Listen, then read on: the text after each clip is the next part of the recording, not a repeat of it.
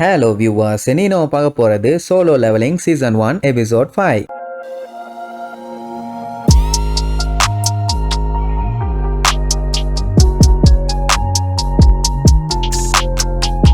Open பண்ணா நம்ம சங்க அட்மிட் ஆயிருக்கானே ஹாஸ்பிட்டல். அங்க ஒரே நர்ஸுங்க எல்லாம் அவனை பத்தி தான் பேச்சு. ஏன்னா பையன் அந்த ஹாஸ்பிட்டல்ல வந்து அட்மிட் ஆகும்போது பையன் கம்ப்ளீட்டா நோஞ்சானாதான் இருந்தான். ஆனா இப்ப பாத்தீங்கன்னா டோட்டலாவே மாறிட்டான். அதுவும் சிக்ஸ் பேக்ஸ் பாடி, மூஞ்சி சரியில்லை ஆனா குனிஞ்சு பாத்தீங்கன்னா சிக்ஸ் பேக்ஸ் பாடி பயங்கரமா இருக்குதும்பாங்க. இப்படி பையன் ஹாஸ்பிட்டல்ல பயங்கர ஃபேமஸ் ஆயிட்டான். அண்ட் அது மட்டும் இல்லாம அவனுக்கு ட்ரீட்மெண்ட்டும் முடிஞ்சிருச்சு, நீ டிஸ்சார்ஜ் ஆயிடலான்னு வேற சொல்லிடுவாங்க. என்ன கொஞ்சம் பேப்பர் ஒர்க் மட்டும் இருக்குது, அதை மட்டும் வந்து முடிச்சிருங்கன்னு வெக்கப்பாட்டுக்கிட்டே சொல்லுவாங்க. அண்ட் அவங்கிட்ட நம்பர்லாம் வாங்கிக்குவாங்க. அவன் ஏதோ மெடிக்கல் ரிப்போர்ட் அனுப்புறதுக்குன்னு நினைச்சுக்குவான். அப்படியே கட் பண்ணா நியூஸ்ல ஒரு ஹண்டரை பேட்டி எடுக்கிறாங்க. அவன் தான் பேக் யூன்ஹோ. இவனை நம்ம எபிசோட்ல பார்த்திருப்போம். இவன் அப்புறம் ஒரு 3 பேர் சேர்ந்து அந்த எறும்பு கூட எல்லாம் வெறித்தனமா சண்டை போட்டாங்களே, அதுல ஒரு பயங்கரமான ஆள் இவன். சொல்ல போனா அந்த உலகத்திலேயே பெஸ்ட் ஹண்டர்ஸ்னு சொல்லிட்டு ஒரு 7 பேர் இருக்காங்க. அதுல ஒரு ஆள் இவன். அண்ட் அது மட்டும் இல்லாம ரொம்ப ரொம்ப பிஸியான ஹண்டர். அதுக்கப்புறம் இந்த மாதிரி ஹண்டரா இருக்க நீங்க என்னென்னலாம் பண்றீங்க என்ன ஏதுன்னு கேட்டவொடனே அவன் இந்த மாதிரி நான் டெய்லியும் பிராக்டிஸ் பண்ணுவேன். ஹண்டர் ஆகிறதுக்கு முன்னாடி ஒரு ஃபயர் ஃபைட்டரா இருந்திருக்கான். அன்னையில இருந்து இவன் டெய்லியும் பிராக்டிஸ் எடுத்துட்டு இருக்கானாமா. இப்படி சீரியஸா டிவில பேசிட்டு இருப்பான்னு வைங்க. இந்த இன்டர்வியூவை ஜினா டிவில பாத்துட்டு இருப்பான். அதுக்கப்புறம் ஸ்கூலுக்கு லேட் ஆயிடுச்சுன்னு வேகமா கிளம்பும் போது நம்ம சங்கு அப்பதான் எந்திரிச்சு வருவான். அயலோட பாடி கட்டு அதெல்லாம் பார்க்கும்போது அவளுக்கே டவுட் ஆயிருச்சு.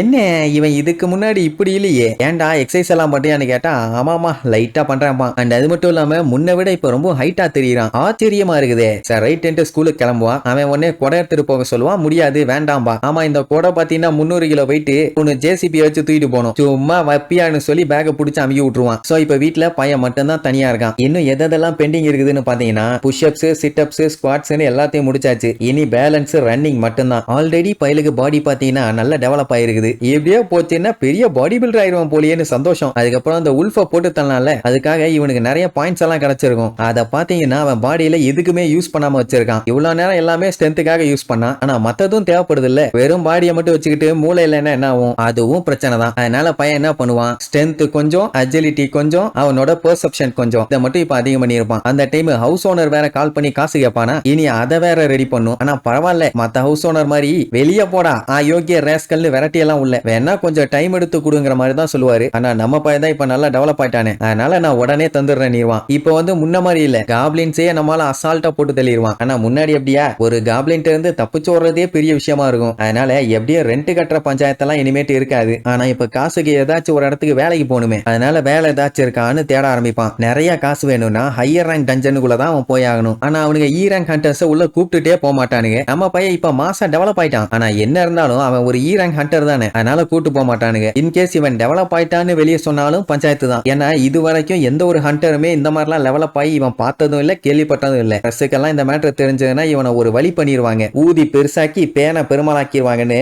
இந்த விஷயத்தை வெளியே தெரியாம பாத்துக்கணும்னு முடிவு பண்ணிட்டான். அந்த டைமுங்கும் போது அவனுக்கு ஒரு ஜாப் ஆஃபர் வருது.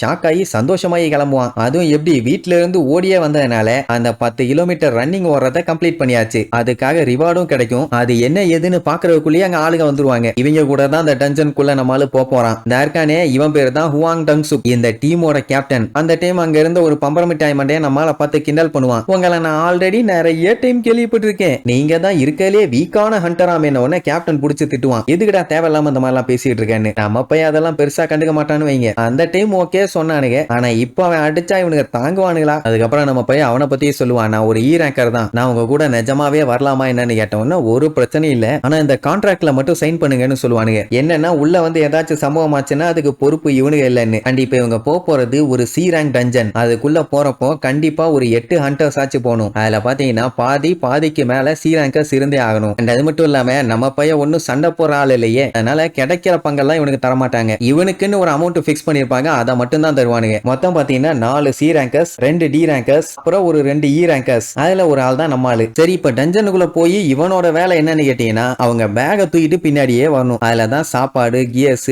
அது இது லொட்டு லொசுக்குன்னு எல்லாத்தையுமே வச்சிருக்கானுங்க. கூடவே ஃபர்ஸ்ட் எய்ட் கிட்டும் வச்சிருக்கானுங்க. அதுக்கப்புறம் தான் நம்ம பயிலுக்கே மேட்டர் தெரியுது, இவனுக்கு ஹீலர் இல்லாம அந்த டஞ்சனுக்குள்ள போக போறானுங்கன்னு. அது ஏன் அப்படின்னா இவங்கள ஒண்ணு எந்த ஒரு ஆர்கனைசேஷனும் உள்ள அனுப்பி வைக்கல, இவங்க எல்லாம் செல்ஃபா போறாங்க. அதனாலதான் இவங்க கிட்ட ஹீலர் இல்ல. எப்பவுமே இப்படித்தான் போவானுங்க. சொல்லுவானுங்க. நம்ம பயலுக்கு பயங்கரமான ஷாக்கு. எப்படி ஹீலர் இல்லாம இவ்வளவு இதா இருக்காங்கன்னு. அப்புறம் சைன் பண்ண அந்த கான்ட்ராக்ட கொடுப்பான். அதுல ஒரு காப்பியா நம்ம பையன்கிட்டயும் கொடுப்பாங்க. அப்பதான் யூஜின் ஒருத்தனை காட்டுறாங்க. இவனும் ஒரு ஈரான் ஹண்டர் தான். என்ன பாடியில ஏகப்பட்ட கியர்ஸ் 6 மாரம் இருக்கும். இத வாங்கவே எக்கச்சக்க காசு யூஸ் பண்ணும். இவன் ஈரான்லயே இவ்வளவு போட்டிருக்கான்னா டெஃபினட்டா இவன் பணக்கார பயலா தான் இருக்கணும். எல்லாம் பல பல பல பலன்னு மின்னுது. இதுல வேற அவன் நம்ம பயல நல்லபடியா பாத்துக்கிறானாமா.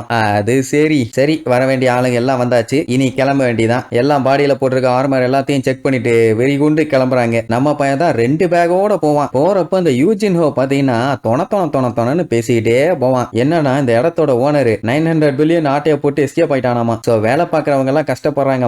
நம்ம பையன் கேட்டுக்கிட்டே வருவான். பெருசா எதுவும் பேச மாட்டான். அப்பவாச்சும் வாய வச்சுட்டு சும்மா இருப்பான்னு பார்த்தா விடாம பேசுவான். இப்படி ஒரு வழியா இவங்க போக வேண்டிய சி கேட்டுக்கு போய் சேர்ந்துட்டாங்க. ஆனா இந்த கேட்டு பாத்தீங்கன்னா பெருசா இருக்குது. எல்லாத்துக்கும் டவுட், இது நிஜமாவே சீராங் டஞ்சன் தானான்னு. ஏன்னா அதுக்கெல்லாம் சின்ன கேட் தான் இருக்கும், இவ்வளவு பெருசா இருக்காது. இதுதான் தாறுமாறா இருக்குது. ஆனா ஹண்டர்ஸ் அசோசியேஷன் வந்து செக் பண்ணி பார்த்ததுல இது சீராங் டஞ்சன் தான் கன்ஃபார்மே பண்ணிட்டாங்க. ஆக்சுவலா கேட்டோட சைஸை வச்சு ரேங்க் டிசைட் பண்ண மாட்டாங்க. அதுக்குள்ள இருந்து மேஜிக் பவர் எந்த அளவுக்கு ரிலீஸ் ஆகுதோ அதை வச்சு தான் டிசைட் பண்ணுவாங்க. அப்படி இப்படின்னு நிறைய விஷயத்த சொல்லுவான். கூட இருக்க அந்த யூஜின் ஹோ அசந்துருவான். பரவாயில்லையே, ஏகப்பட்ட விஷயத்த தெரிஞ்சு வச்சிருக்கீங்களேன்னு. ரொம்ப நாளா பையன் ஈராங் ஹண்டராவே சுத்திட்டு இருக்கான்ல. அண்ட் இன்னொரு மேட்டர் என்னன்னா, இது வரைக்கும் இவன் சீராங் டஞ்சனுக்குள்ள போனதே இல்ல. இதுதான் முதல் டைம். அதுவும் புது ஆளுங்க கூட போறான். சரி ரைட்னு அந்த கேட் வழியா உள்ள போனா பயங்கர இருட்டா இருக்குது. அதனால இவங்க தான் வெளிச்சத்தை உருவாக்கி போவாங்க. ஆக்சுவலா இந்த மாதிரி டஞ்சன்லாம் இருந்துச்சுன்னா அங்க பல பலன்னு மின்னுற ஸ்டோன்ஸ் இருக்கும். அதனாலேயே அந்த டஞ்சனே வெளிச்சமா தான் இருக்கும். ஆனா இங்க அந்த மாதிரி எதுவுமே இல்ல. இந்த இடத்த பார்த்தோன்னே நம்ம பயலுக்கு டபுள் டஞ்சனுக்கு போனாயிலே அந்த இடம் தான் ஞாபகத்துக்கு வருது. அப்ப கூட வர பயலுக்கு அந்த லைட் எரியோ ஸ்டோன்ஸை பத்தி எல்லாம் தெரியல. அதை எக்ஸ்பிளைன் பண்ணிட்டே வருவானா. உடனே அவன் கணக்கு பண்ணி பார்ப்பான். அப்படின்னா மேஜிக் பீஸ்ட் கிட்ட இருந்து கிடைக்கிற அந்த சாரம் ஸ்டோனு, டஞ்சன்ஸ்ல கிடைக்கிற மனா ஸ்டோனு, அதுக்கப்புறம் அந்த குகைக்குள்ள இருக்க லைட் ஸ்டோனு, எத்தனை வெரைட்டின்னு எண்ணிக்கிட்டே வருவான். அப்படியே உள்ள போய் பாத்தீங்கன்னா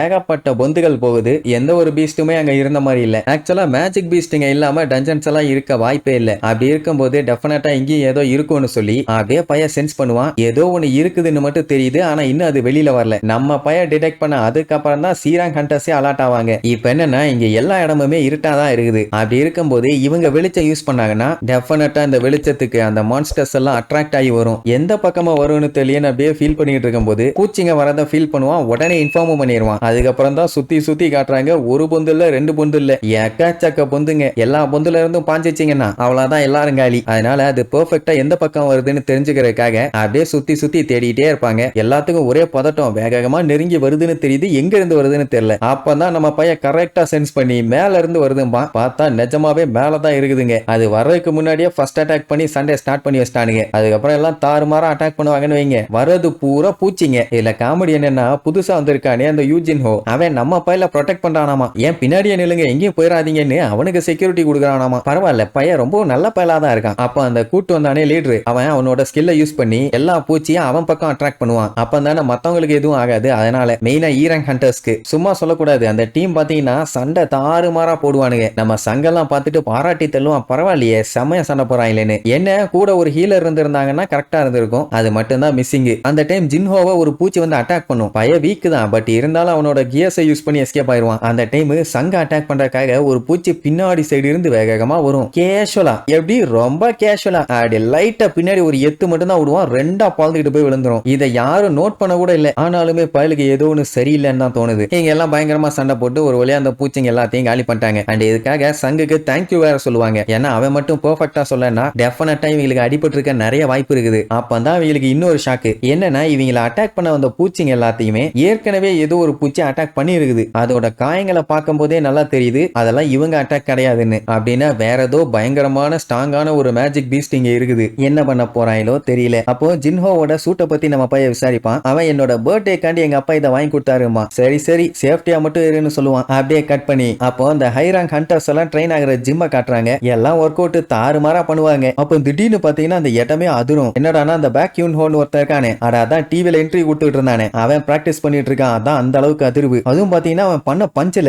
அங்க இருக்க பெரிய கல்லே ஓட்டையாயிருச்சு. அந்த அளவுக்கு பவர். இவ்வளவு பெரிய ஓட்டை விழுந்திருக்குன்னா மிச்சம் இருக்க இடம் மட்டும் என்ன அப்படியே ஸ்ட்ராங்காவா நிக்கும். வெடிச்சு சிலு சிலா செதறிடும். இது அவனுக்கு வார்ம் அப் கூட இல்லையாமா. அவனாச்சு இதை கிளீன் பண்ணுங்கடான்ட்டு போவான். அப்படின்னா இவன் எந்த அளவுக்கு ஸ்ட்ராங்கு. சரி, இப்போதைக்கு அங்க இருக்க பூச்சிங்க எல்லாத்தையுமே கொண்டுட்டாங்க. இனி பாஸை தேடி கொள்ளணும். அப்பதான் இவங்களுக்கு காசு தாறுமாறா கிடைக்கும். அதனால இன்னும் டீப்பா உள்ள போய்கிட்டே இருப்பாங்க. போறப்ப அந்த யூஜின் ஹோ தான் பேசுவான் பேசுவான் பேசுவான். காதல பிளட் ஊத்தி காஞ்சி போற அளவுக்கு பேசிக்கிட்டே இருப்பான். இப்ப இவனுக்கு என்ன ஒண்ணு புரியல. புரியலன்னா இவன் ஜஸ்ட் பேக தூக்கிட்டு வந்தாலே இவனுக்கு நிறைய காசு தர்றாங்க. ஆனா அதுதான் இவனுக்கு ஏதோ சரியில்லைன்னு தோணுது. ஏன்னா இவங்க டீம்ல ஒரு ஹீலர் கிடையாது, அதுக்கு பதிலா ஹண்டரை வச்சிருக்காங்க. என்னமோ சரியில்லைன்ட்டு போகும்போது வழியில பாத்தீங்கன்னா இன்னும் ஏகப்பட்ட பூச்சிங்க இருக்கும். எல்லாமே அடிபட்டு சின்ன பின்னமாய் தான் கிடக்கும். அதாவது ஒண்ணு செத்து இருக்கும், இல்லன்னா பாதி உயிர்ல போராடிட்டு இருக்கும். அப்படி கொஞ்சம் கொஞ்சமா முன்னேறி போகும்போது ஆப்போசிட்ல பாத்தீங்கன்னா இந்த ஸ்பைடர் வெப் எல்லாம் அங்க அங்கன்னு ஒட்டிட்டு இருக்கும். அப்பவே தெரிஞ்சு போச்சு பாஸோட இடத்துக்கிட்ட இவங்க வந்துட்டாங்கன்னு. சரின்ட்டு அந்த வெப் எல்லாம் வெட்டி தெளிட்டு உள்ள போனவங்களுக்கு பயங்கரமான ஷாக்கு. பாத்தீங்கன்னா உள்ளுக்குள்ள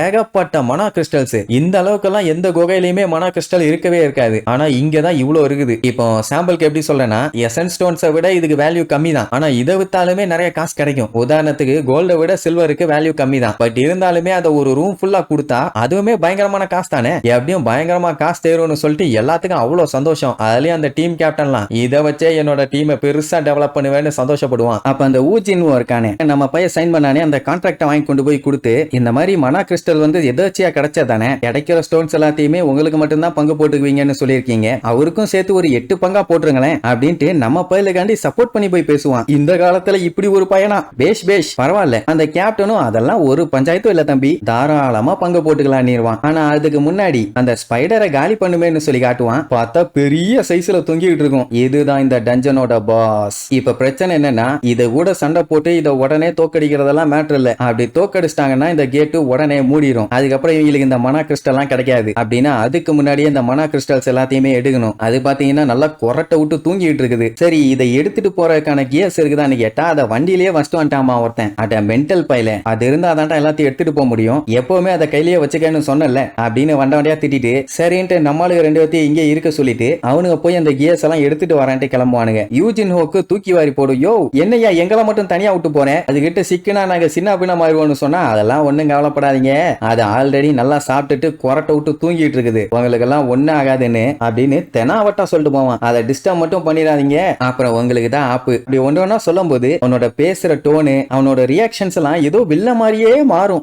கேஸ் எடுக்க போறோம்னு சொன்னானுங்க. இப்ப பாத்தீங்கன்னா என் டீமோட கொஞ்சம் டிஸ்கஸ் பண்ண வேண்டி இருக்குது, அது மட்டும் இல்லாம நாங்க டயர்டா இருக்கோம், கொஞ்சம் ரெஸ்ட் எடுத்துட்டு வேற வரோம்னு வேற சொல்லுவான். சங்கம் ஓகேன்னு நின்றுவான். அவனுக்கு ஏதோ சரியில்லைன்னு தோணுமா, எல்லாத்தையுமே கால்குலேட் பண்ணி பார்ப்பான். ஒரு சீராங் டஞ்சனுக்குள்ள வரும்போது 8 பேர் தேவைப்படுவாங்க. இவங்க 2 பேரும் வெத்து வேட்டா இருக்கிறதுனால மொத்தம் 6 பேர் தான். அது மட்டும் இல்லாம இவனுக்கு ஹீலர்ஸ் இல்லாம தான் வர்றானுங்க. அவன் சொன்ன வச்சு பார்க்கும்போது இதுக்கு முன்னாடியும் அவனுக்கு ஹீலர் இல்லாம தான் எல்லா இடத்துக்கும் போயிருக்கானுங்க. இந்த மாதிரி ரைடுக்கு வரும்போது அவங்க வழக்கமான ஆளுகள் தானே கூட்டு வரணும் அப்படின்னு சொல்லிட்டு இருக்கும் போதே கொஞ்சம் தூரம் போனதுக்கு அப்புறம் அவங்க பாஸ் நம்ம ஆளு இருக்காங்கல்ல அந்த இடத்தை சீல் பண்ண சொல்லிடுவான். உடனே அந்த என்ட்ரன்ஸை உடச்சு விடுவானுங்க. கம்ப்ளீட்டா லாக் ஆயிருச்சு. சோ இப்போ அந்த பாஸ் இருக்க இடத்துல இவனுக்கு 2 பேர் மட்டும் மாட்டிட்டானுங்க. இத நம்ம பையன் ஆல்ரெடி எக்ஸ்பெக்ட் பண்ணதான். ஏன்னா அந்த சாங் ஆல்ரெடி இவனுக்கு சொல்லி கொடுத்திருப்பாரு. என்னன்னா இந்த மாதிரி டஞ்சனுக்குள்ள எல்லாம் போகும்போது ஒரு சில பேர் வீக்கான ஆளுங்க எல்லாத்தையுமே பலியாடா மாத்தி அவனுங்க சம்பாதிச்சுட்டு போயிருவானுங்க. இல்ல ஏகப்பட்ட கிரைம் நடக்கும். இந்த மாதிரி டஞ்சனுக்குள்ள பாத்தீங்கன்னா சிசிடிவி அது இதுன்னு எதுவுமே கிடையாது. அதனால நம்ம எப்பவுமே கேர்ஃபுல்லா தான் இருக்கணும்னு சொல்லி கொடுத்திருப்பாரு. நல்ல வேலை பையன் முன்ன மாதிரி இல்ல. அப்படி இருந்திருந்தானா டெபனட்டா 2 பேத்துக்கு இங்கே சங்குதான். யூஜின் ஹோ தான் புலம்பி தள்ளுவான். அட பண்ணாட பயலுகளா, இந்த மனா கிறிஸ்டலுக்காண்டி எங்களைய பாடையில தள்ளி விட்டீங்களா, இப்ப என்ன பண்றதுன்னு தெரியலன்னு அவன் புலம்பி தள்ளுவான். கொஞ்சம் உசாரா எஸ்கேப் ஆயிருக்கணும் போலையாமா. ஆனா ஆல்ரெடி அவனுங்க இந்த பிளான்ல தான் இருந்தானுங்கன்னு நம்ம பையன் கண்டுபிடிச்சிட்டான். என்னன்னா அவனுங்களை இங்கே வெயிட் பண்ண சொல்லும் போது ஓகேன்னு இப்ப வெயிட் பண்ணதுனால தான் உயிரோட இருக்கானுங்க. இல்ல நாங்க வர்றோம் எங்களால எல்லாம் தனியா இருக்க முடியாதுன்னு சொல்லியிருந்தானுங்கன்னா டெஃபினட்டா அட்டாக் பண்ணி இங்க போட்டு தள்ளிட்டு தான் போயிருப்பானுங்க. இப்ப பிரச்சனை அந்த பாறை விழுந்து மூணதுனால அந்த பீஸ்ட் எந்திரிச்சிருச்சு. பயலுக்கு தெரிஞ்சு போச்சு இந்த சண்டை கண்டிப்பா தாறுமாறா இருக்க போகுதுன்னு. ஏன்னா சைஸ கீழ இருந்து பார்க்கும்போது தெரியல, ஆனா கீழே இறங்கி வந்து பார்த்ததுக்கு அப்புறம் தான் தெரியுது எவ்வளவு பெருசு. அந்த யூஜின் ஹோவெல்லாம் ஊதி தள்ளிட்டு போயிடும். ஆனாலுமே தைரியமா சண்டை போடுற மாதிரியே போய் நிப்பான். நம்ம பையில ப்ரொடெக்ட் பண்ண போறானாமா. நம்ம போய் அப்படியே லுக் விட்டுட்டே இருப்பான். இது எந்த லெவலா இருக்கும், என்னவா இருக்கும் அப்படின்னு யோசிச்சு பார்த்துட்டு சரி எதுவா இருந்தா என்ன ஒல்லந்து கட்டிட வேண்டியதானே, ஜின்ஹோ பின்னாடி போப்பா நான் பாத்துக்கிறேன்னு பய சும்மா மாசா கத்தி எடுத்துட்டு அட்டாக் பண்றதுக்காக வெறித்தனமா போய் நிப்பான். இப்ப அது கூட மண்டை உடையிற அளவுக்கு சண்டை ஸ்டார்ட் ஆக போகுது. இதுக்கப்புறம் அதை எப்படி சம்பவம் பண்ண போறான்னு அடுத்த எபிசோட்ல பார்க்கலாம். டாடா.